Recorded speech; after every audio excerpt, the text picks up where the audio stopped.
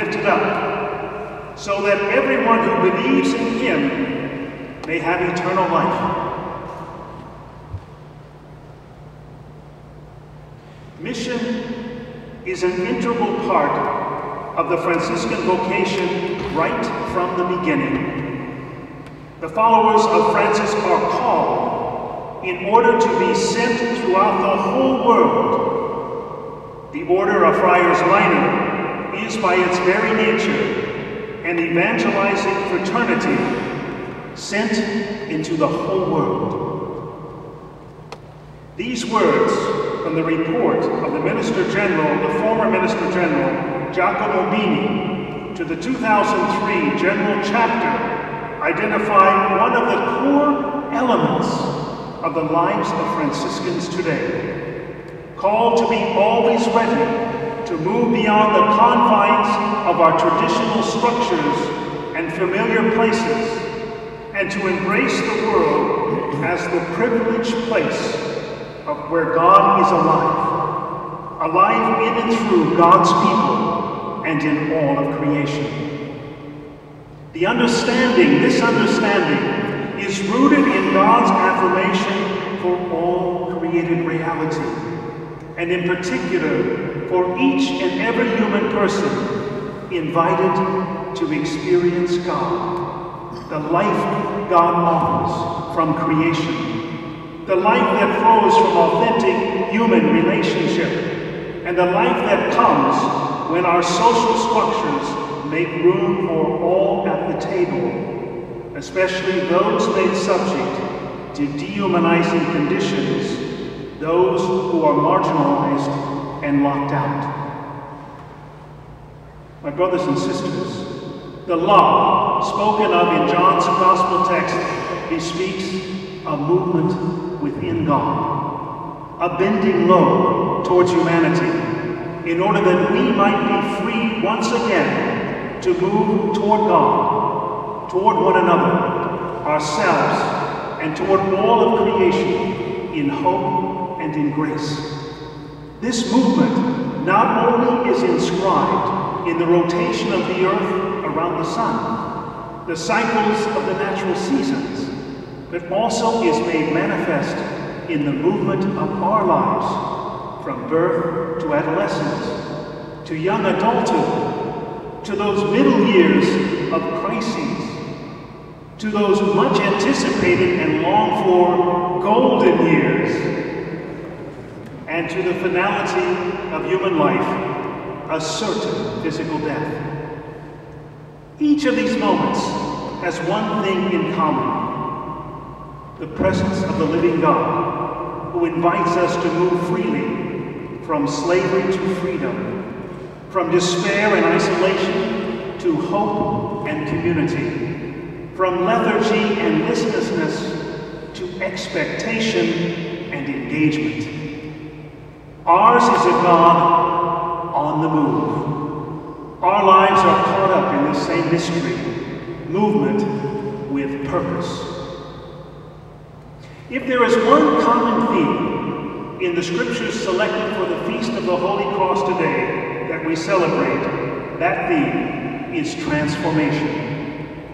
This same theme is the substance of the celebration to which we have all been invited today,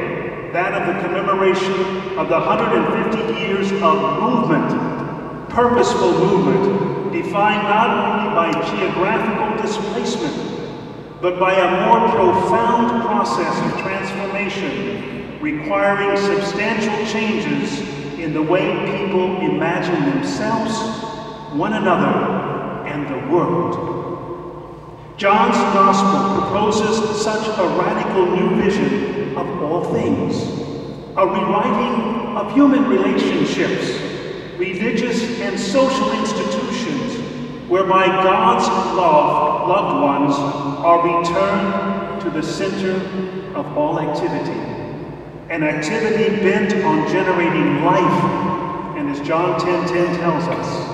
life in abundance. There is little doubt that Gregor Jannik, a young, precocious, intelligent, mission-inspired, theologically conservative reformer, was infused by an awareness of God's presence in his life and in his world. His desire to root the life of the Friars in evangelical poverty and a renewal of prayer and fraternity attest to his deep spiritual grounding. He also was aware of the profound changes that would be required of each and every member of the Franciscan province of the Holy Cross in Saxonia, should he do what all true leaders do, express a willingness to confront unequivocally the major anxiety of his people and of his time. Anxieties in the region of the Saxonia, as we know, arose within the context of an increasingly repressive government, which was threatened by and posed a threat to the Church and to the various forms of religious life that dared to question the abuse of power. Anxieties of a different nature were expressed in the waves of German immigrants who came for the same reasons why people leave home today, why they leave country and all that is familiar, and who found themselves lost and wandering aimlessly in the desert of America without authentic spiritual guides. Gregory's response, and that of the Friars of his province, was as much about the push of repression and danger within as it was about the pull of pastoral needs and the potential for new opportunities to live in a land where the promise of freedom, religious and otherwise, might be pursued. In all cases, Gregory sought to root his choices in the decisions of his council and the province of Saxonia, that they would be rooted in the evangelical life to which they were called. The invitation that is spoken of in each of our readings today, the invitation that was offered to Gregor Jannik and the young Saxonian friars, that same invitation that each of us present here receives in our daily lives, necessarily requires much courage, because it demands of us that we let go of all that prevents us from moving forward towards the fulfillment of God's promise in our lives, our families, our religious and church communities, our world. As John reminds us in his gospel today, the invitation and promise offered to us is grounded in God, who so loves the world, who loves us so much, each and every one of us, and who longs for the day when we will all be one, healed and transformed, living in the truth, justice, love, and freedom promised from the beginning of time. Much like the Israelites, the members of the community of Jesus, the early followers of Francis and Clare, Gregor Jannik and the Saxonian friars,